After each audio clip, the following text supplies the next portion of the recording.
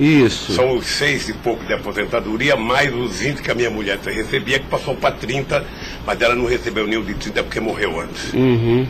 Mais ou menos, então, 26 mil, é isso? Não, pode dar 30 mil. 30 mil reais mensais. Tem mais porque tem doação para meus filhos. Uhum. Tá, porque eu não tenho... Não, mas o senhor, pessoalmente, só quero saber isso. Eu poderia chegar a quanto? 50 mil? Tá, 50 mil reais mensais. Eu não sei, eu tô tentando chutar aqui, doutor. Tá, aproximadamente... Eu posso depois mandar por escrito, sabe, o que... Tá, é porque é importante, porque o juiz precisa fixar... O rendimento fixo que eu recebo todo mês é esse, são 6 e pouco da anistia, e era 20, agora passou para 30. 26 mil, então. A empresa Lewis que paga. Tá, 26 mil reais. Depois o advogado manda para o senhor aí tá. O total do rendimento das doações. Tá bom. Estado civil viúvo, tá? 4 nenhum menor de idade. Tá. Grau de instrução do senhor. Grau de instrução. Um curso primário e um curso técnico. Tá. Curso primário e curso técnico.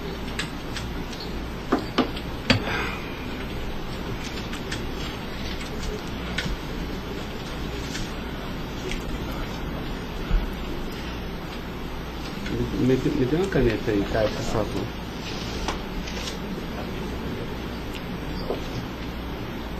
Pode gravar, Caio.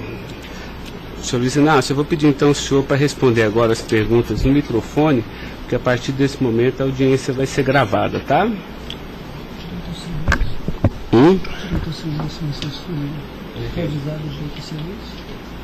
Eu vou avisar ele agora.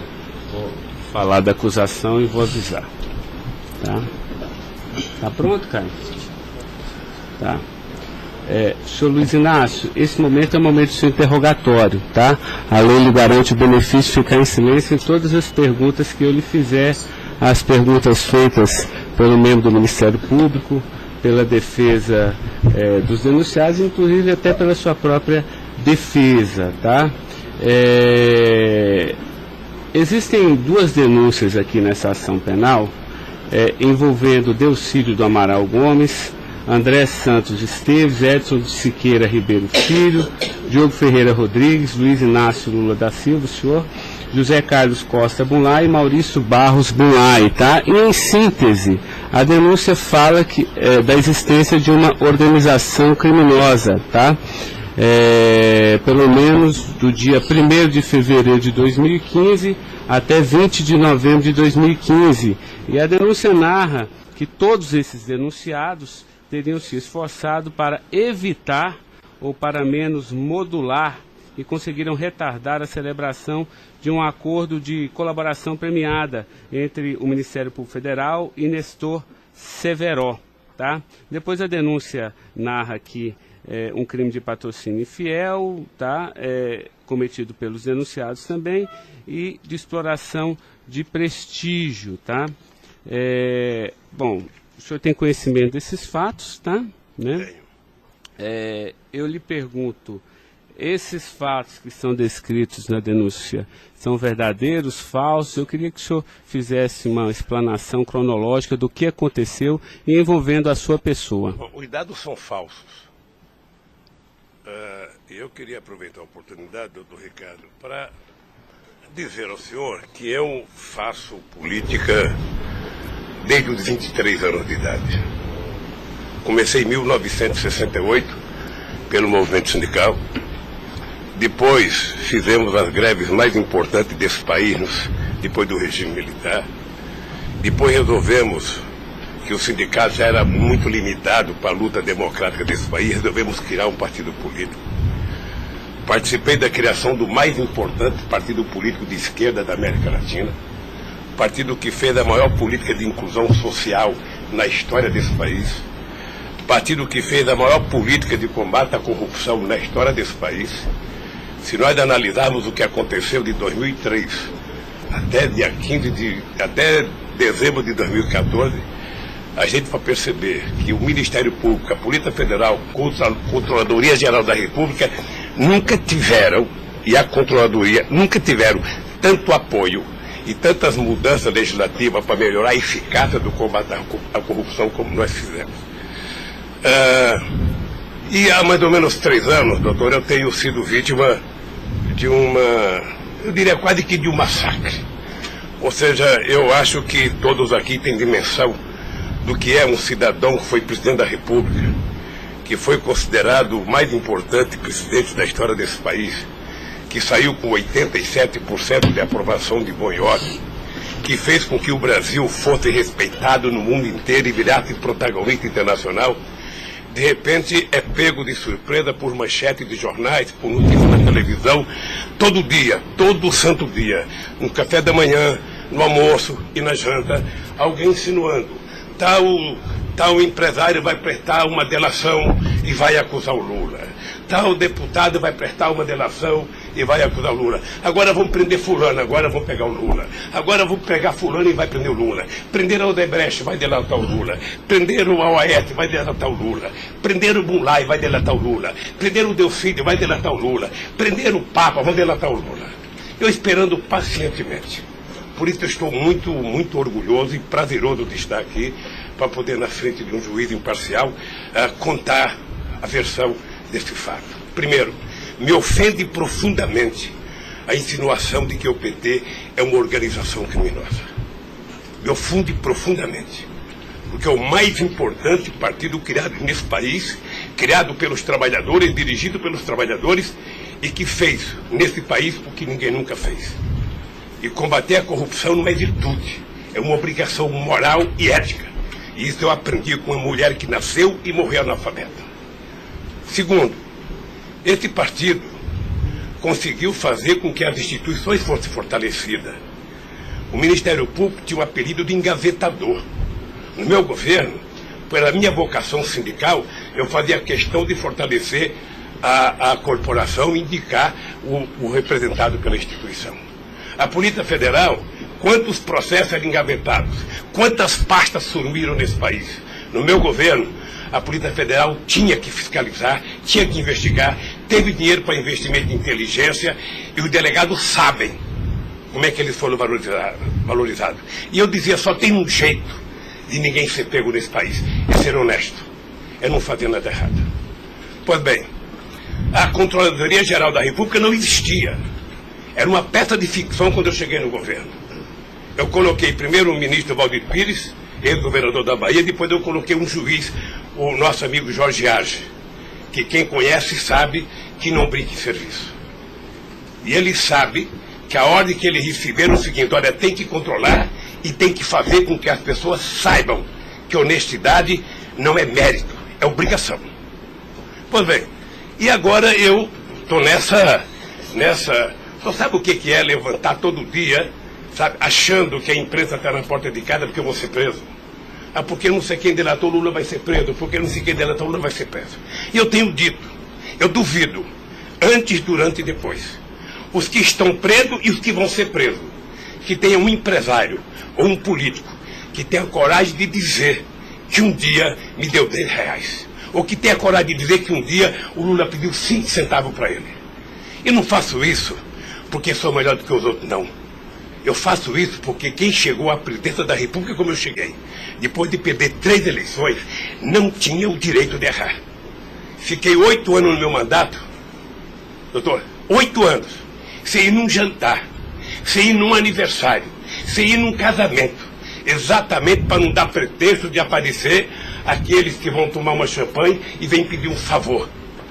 E vem tirar fotografia com o celular para depois explorar essa fotografia. Eu fico orgulhoso de estar prestando depoimento e chateado por uma ilação feita nesse processo contra mim pelo senador Delfídio. Portanto, eu queria lhe dizer que eu estou aqui para responder toda e qualquer pergunta. Se tem um brasileiro nesse momento que quer a verdade e deseja a verdade nesse país, sou eu. Portanto, estou à inteira disposição para responder tudo e a todos do jeito que vocês perguntarem. Tá, adentrando então na peça acusatória, senhor Luiz Inácio, A denúncia narra aqui 7 fatos. Diz aqui que no dia 8/4/2015, o senhor reuniu-se com o Delcídio Amaral no Instituto Lula, em São Paulo, e o senhor teria exortado a Delcídio a adoção de medidas para a compra do silêncio de Nestor Severo, de forma a que o Nestor, não celebrasse o acordo de colaboração premiada com o Ministério Público Federal. Vamos por fatos, que eu acho que fica mais fácil, a gente faz o encadeamento temporal aqui da denúncia. Esse fato existiu, Delcídio foi lá, pediu para o senhor, o senhor teria pedido a ele para que ele intervisse e pudesse pelo menos ocultar fatos que pudesse relacionar o senhor José Carlos Bunlai, e ele diz mais, diz até que o senhor também teria pedido a ele, porque o senhor também teria envolvimento aqui com negócios escusos na Petrobras. Doutor, só tem um brasileiro que poderia ter medo de um depoimento do Severo, pela relação que tinha com ele, que é o Delcídio. Eu não tinha relação com o Severo. Portanto, eu não tive nenhuma preocupação com o depoimento de nenhum empresário, de nenhum diretor da Petrobras, porque não tem essa relação com eles. Portanto, o Delcy contou uma inverdade nesse processo. Mas essa reunião existiu? Deve ter tido muitas reuniões com o Delcídio. Ele era senador da República, era líder do governo, nós conversamos muitas vezes, em São Paulo e em Brasília, e com outros deputados. Lá no Instituto Lula? Várias vezes o Delcídio esteve lá. Várias vezes. Ok. Eu iria perguntar por fatos aqui, mas assim, pelo que o senhor está falando, senhor, ele teve lá, o senhor admite que conversou com ele, mas não houve essa conversa para adoção de medidas, o senhor teria pedido para ele, porque o senhor, José Carlos Bunlai é amigo do senhor. Doutor Ricardo, deixa eu dizer uma coisa. Eu não tenho nenhuma razão para ter qualquer problema com o depoimento do Severo. Mas nenhuma razão. Não o conheço, não tive convivência com ele. Portanto, o depoimento do Severo era um problema para o Delcídio e não para mim, que teve uma convivência com ele ainda no governo anterior, antes do meu governo, quando foi diretor de óleo e gás da Petrobras. Não foi comigo. Tá, não surgiu essa conversa, então. Não surgiu, não se tocou. Se o senhor falar da Lava Jato? Doutor, da Lava Jato, hoje no Brasil, a gente fala no café, no almoço, na janta e ainda depois da novela. Mas não porque só passa isso na televisão. Mas não se tocou no nome do Severo. Não tocou no nome. E muito menos no nome do Bunlai. Sabe, de que foi pedido coisa para o Bunlai. É um absurdo. É um absurdo. Eu não sei o que o Delcídio esperou fazer com isso. Certamente, depois de preso alguns dias, as pessoas começam a encontrar um jeito de sair da cadeia e resolve jogar a culpa em cima dos outros. Como é que o senhor reagiu quando ele foi preso? Eu tive uma reação que eu sei que ele não gostou, quando ele citou que o juiz da primeira corte, do Superior Tribunal, ele tinha conversado com ele. Eu disse, esse cara é um imbecil, sabe? Porque mas nem na morte você citaria se você teve ou não uma conversa com a Suprema Corte sobre um processo. Foi essa reação que eu tive e ele me parece que não gostou da minha reação. Eu fiquei sabendo pela boca de alguns advogados que ele ficou muito chateado porque eu disse que ele era um imbecil. Eu não quis ofendê-lo, apenas achei que a atitude foi equivocada. Tá, eu tenho mais alguns questionamentos, mas depois eu faço na medida que os temas forem agitados aqui pelas partes, tá? O Ministério Público tem perguntas, doutor? Bom dia. Acabei não vendo a sua chegada, mas não revelo. Em nenhuma dessas reuniões o Delcídio comentou sobre o receio que ele teria sobre as delações do Severo? Não, ele não comentou, mas era sabido por todo mundo que acompanha todo esse processo da relação histórica do Delcídio com o Severo. Tem até um livro publicado por uma jornalista da revista Veja que mostra claramente a relação do Delcídio com o Severo. Era muito antiga, sabe? No governo passado, no governo anterior ao meu, porque ele chegou, acho que até a ser ministro interino de Minas e Energia. senhor acredita que a referência ao seu nome tenha sido útil para o Delcídio conseguir a delação premiada? Olha, por tudo que eu vejo todo dia na imprensa, eu acho que tem alguém instigando a falar meu nome. Eu fico sabendo de notícia, não sei se é verdade, nos blogs, nos colunistas, de que todo dia alguém vai para cá depoimento e fala o nome do Lula, cita o nome do Lula, cita o nome do Lula. Eu canso de ouvir isso todo santo dia, sabe? É bem possível que eu vi uma entrevista dele na Globo News que parecia que tinha recebido o prêmio Nobel da delação, a disfarçatez, sabe? Como ele estava se desenvolvendo, eu fui no Roda Viva. Ou seja, depois que fazem a bobagem que fez, se é que fez, ele teria que jogar nas costas de alguém. Primeiro, sabe, a minha relação com o Delcídio era uma relação institucional. E ele sabe disso. Voltando um pouco, o senhor poderia explicar a sua relação com o Bunlai? Veja, eu conheci o Bunlai na campanha de 2000. O PT governava o estado do Mato Grosso do Sul. E eu precisava fazer uma gravação para um programa de televisão da campanha para falar com o setor do agronegócio. E aí o governador do PT disse que tinha um amigo lá e me levou na fazenda dele, me parece que em Miranda. E eu fui nessa fazenda, uma boa fazenda. Até depois eu fui pescar nessa fazenda, fiquei 4 dias no Rio Miranda, não peguei nenhum peixe. Mas gravei um programa, foi um programa de sucesso. Depois eu ganhei as eleições e depois estabeleci uma relação com o Zé Carlos Bunlai. Qual o conhecimento ou participação que o senhor teve na questão do empréstimo do Banco Chain ao PT que teria sido feito com a intermediação do Bunlai? Eu não, já disse isso, eu não tenho nenhum... Fiquei sabendo de que o Bunlai tinha feito o empréstimo pela imprensa. O senhor teve conhecimento de que para quitar esse empréstimo, houve a contratação pela Petrobras, da empresa Chain Engenharia, na questão Fiquei da sabendo também pela imprensa, e me parece que numa pergunta que o Ministério Público já me fez.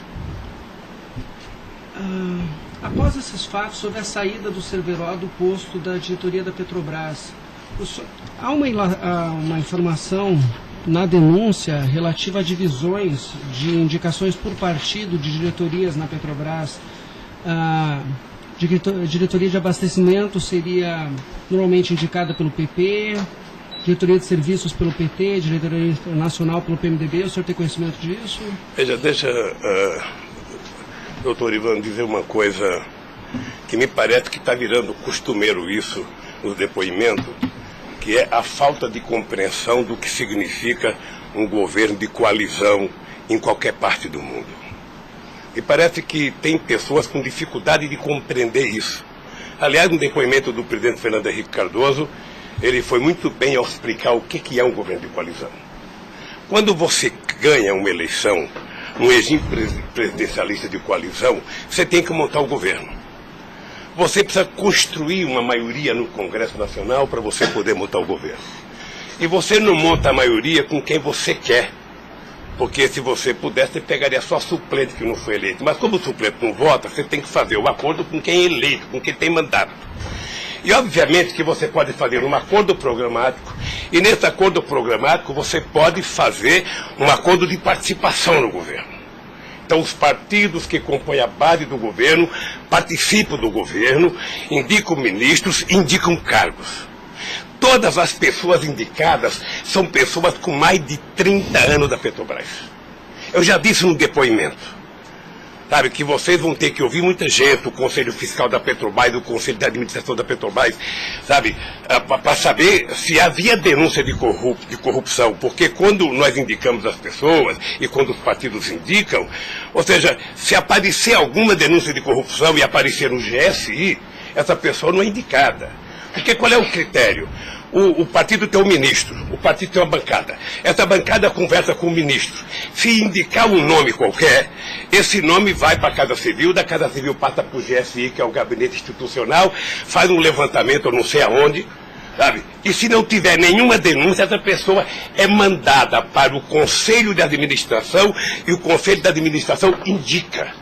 Não é o presidente da República que indica, é o Conselho de Administração.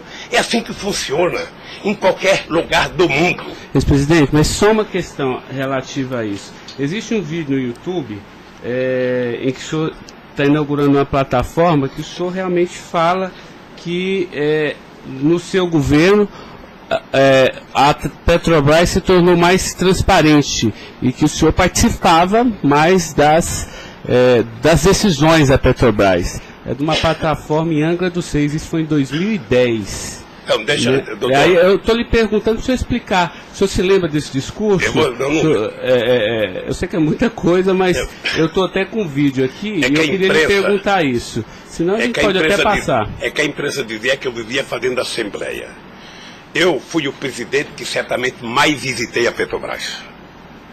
Eu fui o presidente que decidi no governo e com a Petrobras de que era importante que a gente recuperasse o poder de construção de plataforma da Petrobras para a gente não importar da Coreia ou da China, que era preciso criar uma indústria petrolífera forte no Brasil. Por isso é que nós aprovamos a Lei de Conteúdo Nacional. 65% de tudo que fosse construído de plataforma ozônica teria que ser feita no Brasil, para a gente ter uma política industrial, para a gente definir uma política de engenharia, de ciência e tecnologia, porque o Brasil é um país grande, o Brasil não pode ser um serviçal, o país não é uma republiqueta. Este país poderia produzir e atender toda a América Latina e atender toda a África que margeia o rio chamado Atlântico. Lamentavelmente.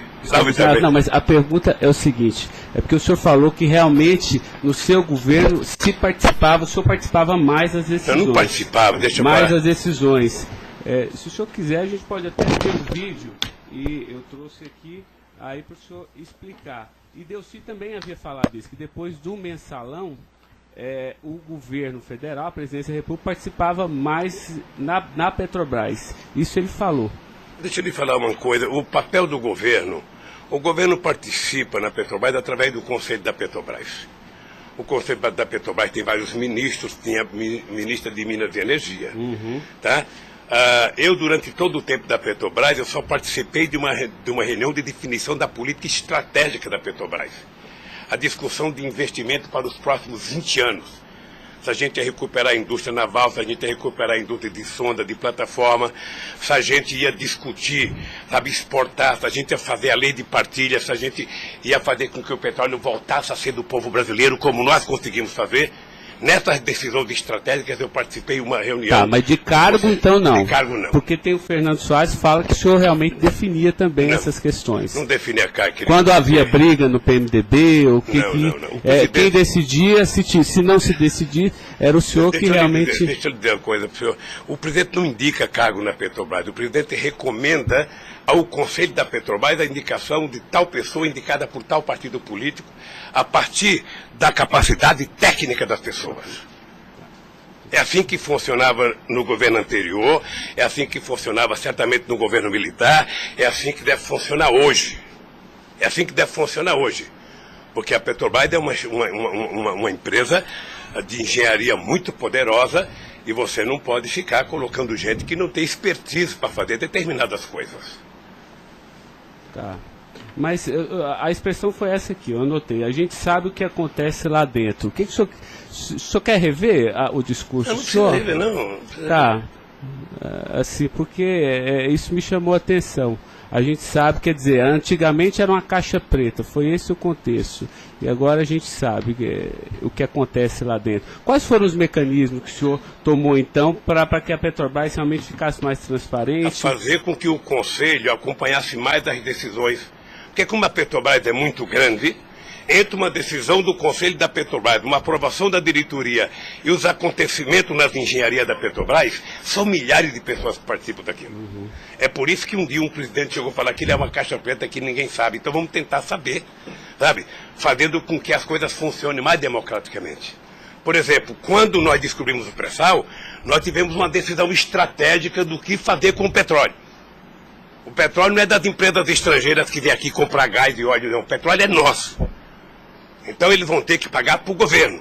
É por isso que nós aprovamos 75% do ROT para a educação. É por isso que nós aprovamos a partilha, que é o que incomodou muita gente no mundo, o que incomodou as grandes petroleiras. É esse país que tinha complexo de vira-lata, virar dono do seu nariz. Okay. Eu sei que isso incomodou muita gente. Incomodou muita gente no mundo inteiro. Sabe, agora eles estão tentando desmontar. Porque um país que não se respeita, um país que não tem soberania, um país que não tem empresas de porte extraordinário como a Petrobras e vende tudo, sabe, sinceramente, não é um país. Ok. Doutor Ivan, só porque o senhor tocou no tema, eu quis aproveitar, tá? Mas pode continuar, pode prosseguir. A pergunta é relativa à diretoria internacional, que ela foi ocupada pelo Cerveró e depois pelo Zelada. Ambos foram indicações do PMDB ou o Cerveró foi indicação do PT e o Zelada... Não, eu já tive a oportunidade de dizer isso. Isso foi indicação do PMDB. Ambos? Não sei se de todo o PMDB ou da bancada do PMDB de Minas Gerais, que foi indicado o Zelada para diretor internacional da Petrobras. O critério é o mesmo. O Zelada foi indicado, passa na Casa Civil, passa no GSI e é mandado ao Conselho da Petrobras, que decide. Não, perfeito. Mas e o Cerveró? Ele tinha sido indicado anteriormente pelo PT ou pelo PMDB? Pelo PMDB pelo também. PMDB. Eu acho, eu falo quase com certeza absoluta pelo PMDB. É o que diz a... Eu falo quase que com certeza absoluta. A pergunta é o seguinte, com a troca pelo Zelada, a saída do Cerveró desse posto de diretoria, ele acabou sendo indicado para a BR Distribuidora. No próprio depoimento do Cerveró, ele afirma que isso teria sido como um reconhecimento pelo papel que ele prestou no auxílio da contratação da Chaim pela Petrobras, na questão do navio sonda. Me parece que ele não diz isso exatamente. Me parece que ele utiliza a palavra acha que foi isso. É diferente de dizer que ele disse. Ou seja, ele acha que foi isso. Deixa eu lhe falar uma coisa. Eu não conheço o Cerveró. Conheço agora que ele ficou famoso. Tá? Quando eu vi o Cerveró, eu vi a en passant em reuniões coletivas. Portanto, eu não tinha nenhum interesse de tirá-lo e nenhum interesse de colocá-lo. Nenhum interesse.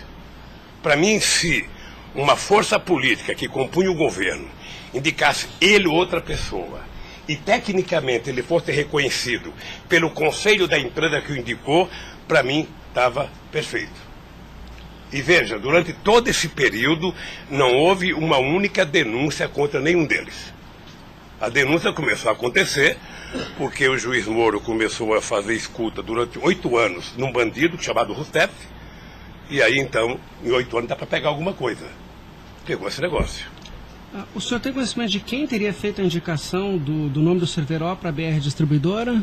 Se foi algum partido? Eu não sei se foi um partido ou se foi através do Zé Eduardo Dutra, que devia ter relação com o Cerveró, porque ele tinha sido presidente da Petrobras. Ele deixou de ser presidente da Petrobras e foi ser presidente da BR.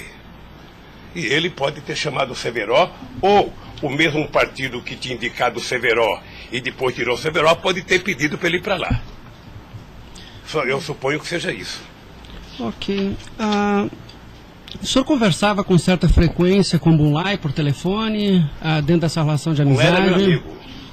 Conversava com ele. Com que frequência o senhor... Não sei, querido. Sabe, ultimamente o Bunlai andava com doença nos olhos, achando que ia ficar cego, estava passando muito tempo em Miami para se tratar, depois estava se tratando de um câncer.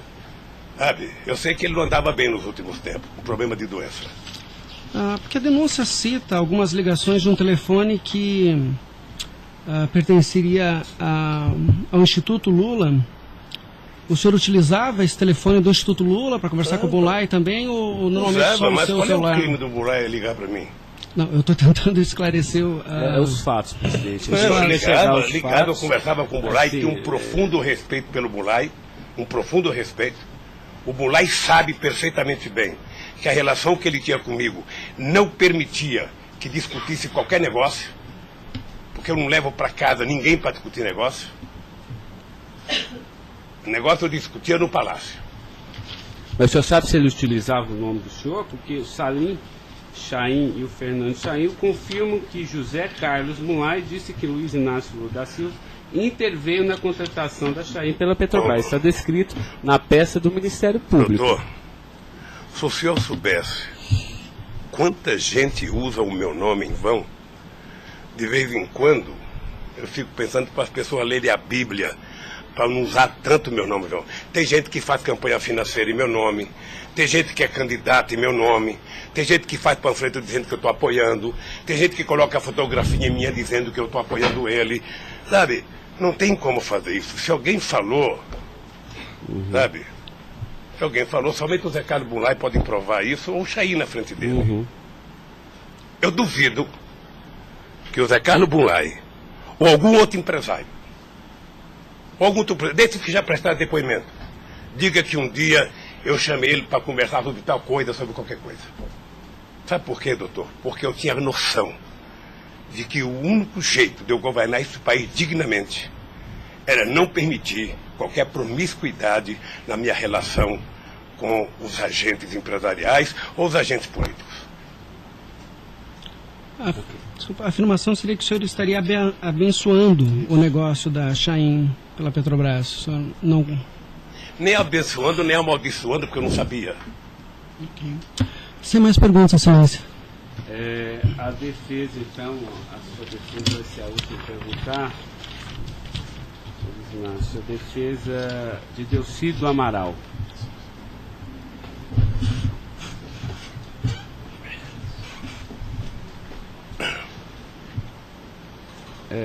Doutor, alguém vai ter que sair para ele perguntar, tá? Da mesa para que...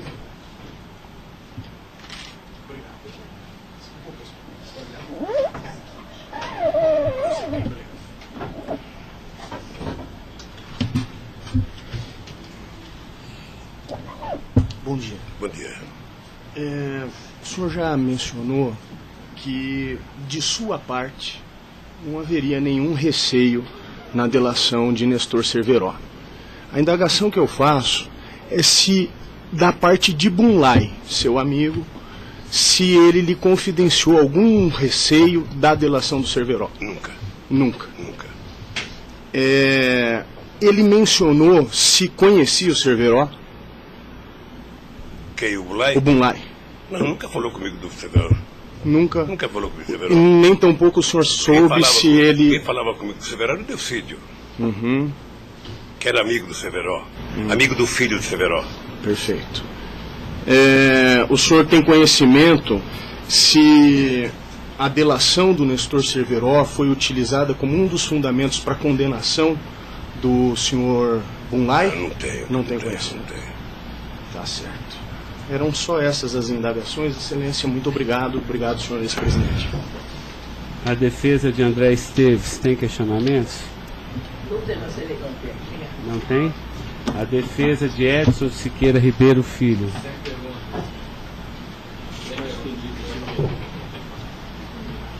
A defesa de Diogo Ferreira Rodrigues.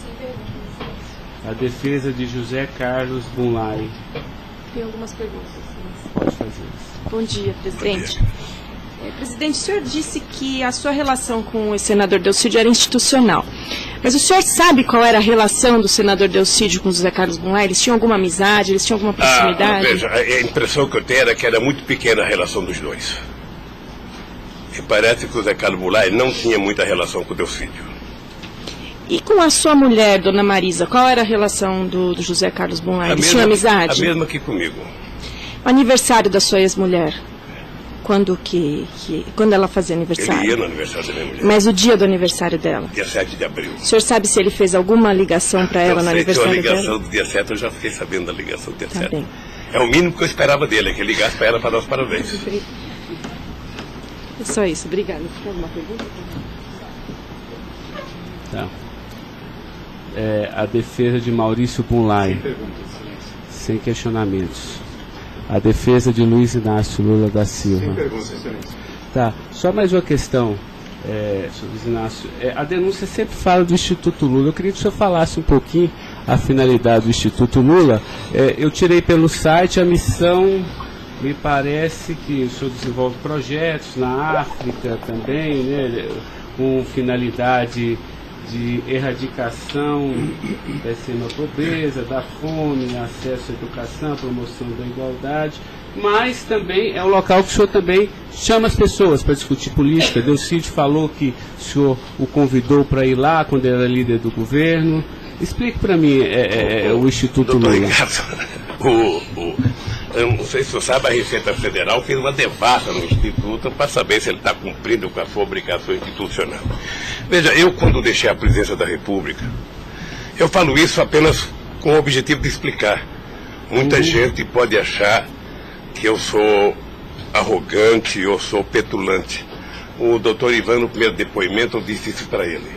Mas ou seja, crime, viu? quando eu deixei a presidência da República, por conta do povo brasileiro, eu tinha sido presidente, quase que o presidente mais importante do mundo nos 10 primeiros anos do século XXI.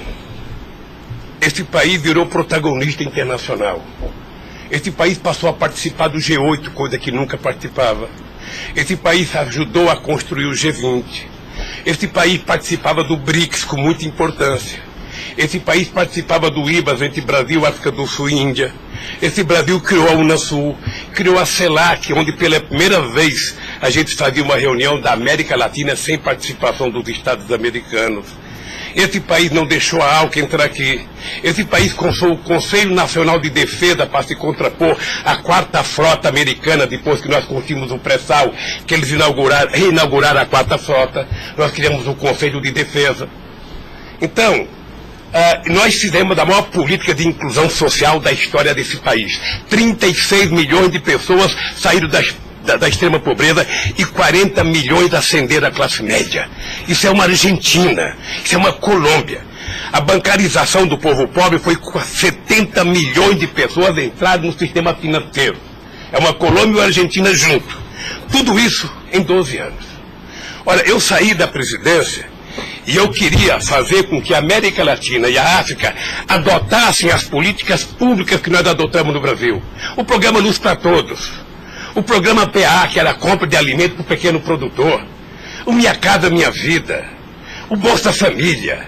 O aumento do salário mínimo. Durante 12 anos, todos os funcionários públicos tiveram aumento nesse país. Houve reajuste de carreira, houve aumento do salário mínimo. Aumentamos as exportações, aumentamos o mercado interno, numa demonstração de que o pobre não era problema. O pobre era a solução. Então, eu gostava de ir para a África para dizer para os presidentes. Uma vez até fiquei com medo de Angola. Porque eu, depois da minha palestra, eu me dei conta da quantidade de general que tinha lá dentro. E eu falei o seguinte, é preciso diminuir o dinheiro das Forças Armadas e colocar dinheiro para os pobres. Porque o pobre não entra no orçamento. O Poder Judiciário entra, porque tem poder de pressão. Os sindicatos organizados entram. Sabe? Todo mundo entra, o pobre não entra. O pobre está lá, desgraçado, abandonado, ninguém olha por ele. Agora, coloque ele no orçamento. Deixa ele começar a ir no shopping. Deixa ele começar a comprar carne, comprar iogurte, comprar meia, comprar sapato. Nesse país ficava incomodado porque pobre comprava dentadura com o dinheiro que a gente dava do Bolsa Família.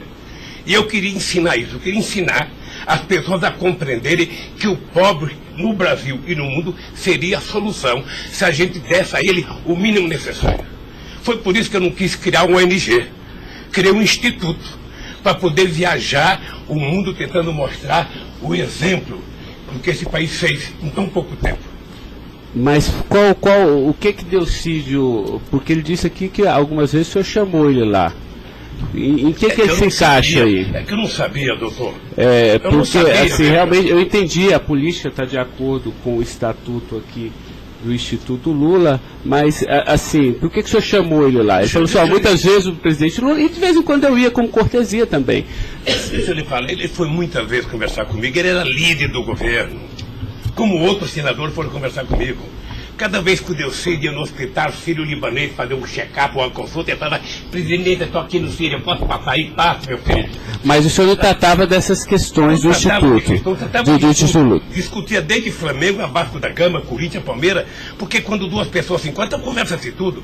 Sim. Mas não era política institucional do Instituto, isso que eu estou perguntando. Política institucional do Instituto, é que eu talvez tenha cometido erro, sabe, que eu deveria ter alugado uma sede do lado. E quando eu discuti esse instituto, ficava numa cadeira, quando eu discutia outra coisa, mudava para outra cadeira. Eu achei desnecessário. Eu achei que a civilização não exigiria essa burocracia toda, porque isso é uma coisa de burocracia. Eu sou o mesmo ser humano, eu sou presidente de honra do PT, eu sou ex-presidente da República, eu era presidente de honra do Instituto. Eu não decidi as coisas pelo Instituto. O Instituto tem uma diretoria. Eu apenas estava lá, eu era a figurinha carimbada do Instituto. Era para ele fazer merchandising. Aqui o Lula. Vai conversar com o Bill Clinton, fala com o Lula. Vai conversar com o Tony Blair, fala com o Lula. Vai conversar com o Chirac, fala com o Lula. Vai conversar com o Angela Merkel, fala com o Lula. Sabe, eu tive o prazer, doutor Cláudio, de ser o ex-presidente da República, que em todas as viagens do mundo que eu fiz, depois de deixar a presidência, era recebido pelos presidentes. Esse era o status quo do Brasil. Hoje nós estamos numa situação em que o presidente não tem coragem de ir na Bolívia.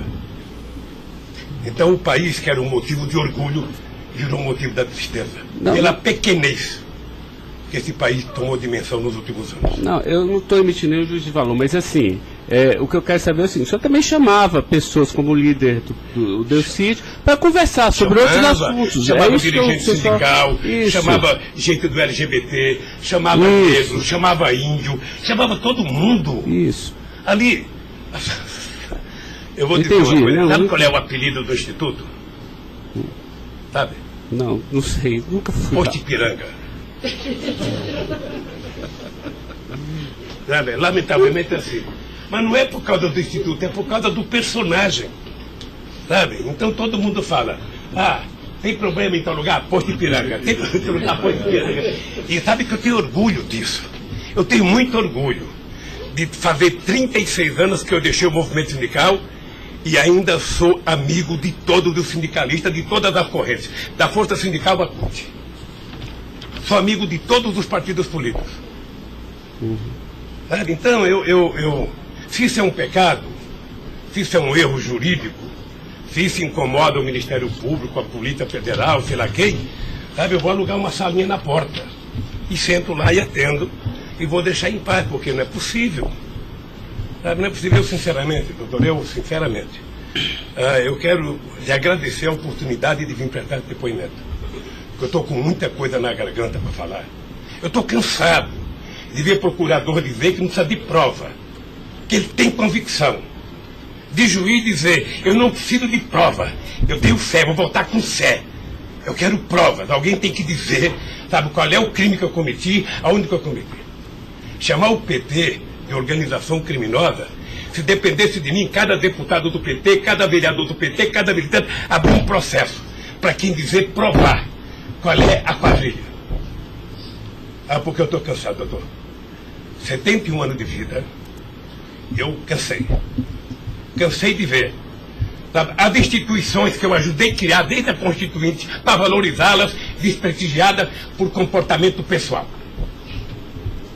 Gente que agora, gente que não pode abrir a geladeira, que vê uma luz, já começa a dar declaração. Gente que liga o barbeador, começa a falar achando que é o microfone do rádio. Eu cansei disso. Eu sempre valorizei o Ministério Público. Eu sempre valorizei a Polícia Federal. E sempre valorizei o Poder Judiciário. Os ministros podem lhe dizer. Eu indiquei quase todos. Nunca pedi para eles um favor pessoal. E não peço. Porque a instituição tem que ser forte, não para me ajudar, para garantir a democracia desse país. Lamentavelmente, tem pessoas que não pensam assim.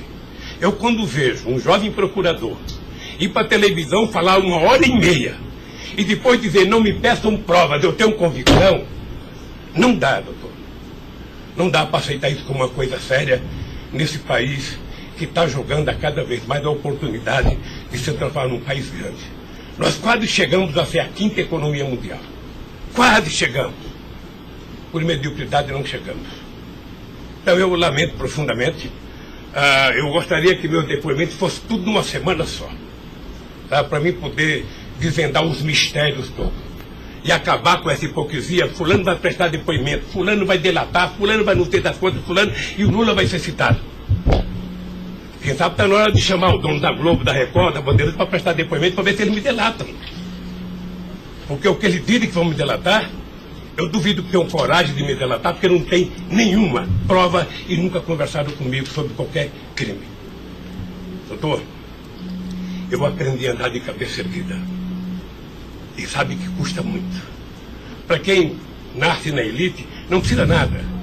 Mas para quem vem lá de baixo, sabe, não deixar ninguém colocar cangaia no seu pescoço, não é fácil. Esses dias eu sei de uma história, de um depoimento, de um processo que eu abri contra uma jornalista, até vou contar isso que ninguém sabe aqui. E eu acusei uma jornalista que falou em qualquer país democrático do mundo ela seria presa, porque ela falou de um presidente da República. E ela foi prestar julgamento. E a advogada, acho que a nossa advogada, me chamou de doutor. Aí o juiz começou a rir. Ah, mas ele não é doutor? Ele não é doutor? Como é que você chama ele de doutor? Não, estou chamando dele de doutor porque ele tem vários diplomas de doutor honoris causa. O juiz deu uma gargalhada e pouco tempo depois inocentou a jornalista. Eu vou recorrer até a Suprema Corte. Aos 71 anos eu não sei quanto tempo de vida que eu tenho, mas eu tenho fé em Deus de ver essa jornalista ser julgada. Porque em nome da liberdade de imprensa, ninguém pode avacalhar a vida dos outros. Ninguém pode. E o que eu estou vendo nesse processo? Tem gente que acha que eu sou contra a Lava Jato. Pelo contrário. Pelo contrário. Eu quero que a Lava Jato vá a fundo para ver se acaba com corrupção. O que eu sou contra é tentar criminalizar a pessoa pela imprensa e não pelos autos do processo. O que eu sou contra é execrar, é condenar. Eu conheço pessoas que tivessem liberdade seriam mortos na rua. Tal é. Sabe quantas horas eu tenho de notícias negativas contra mim no Jornal Nacional em 8 meses, 16 horas? Nenhum político no mundo aguentaria isso.